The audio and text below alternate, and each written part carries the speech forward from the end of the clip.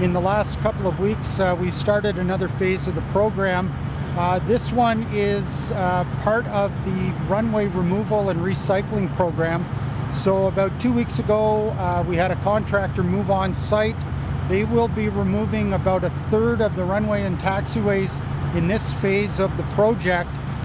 Behind me is some of the equipment that's being used to first break up the asphalt and the concrete and then move it up to the north end of the site, where it ultimately will be used in the future redevelopment to build the roads and the sidewalks.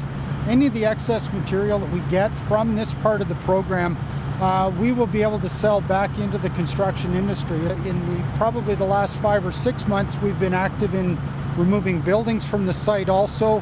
The first contractor tender was awarded and work began in July to remove 6 buildings on Airport Road.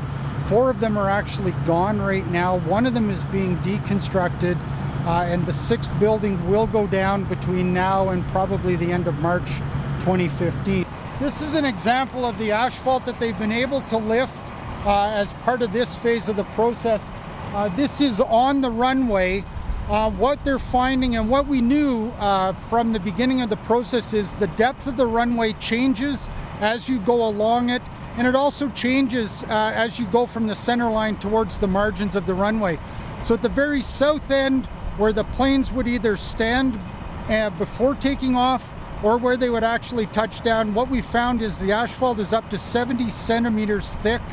When you get towards the middle of the runway, that goes down to actually about 20 centimeters. What we've learned through this is that concrete is hard regardless of the temperature, but the cold weather really affects the asphalt. And when it got to minus 25, it was much harder to work, and in fact they shut down because the asphalt got much harder at that temperature when we compared it to, say, today at minus 6 or minus 5 degrees.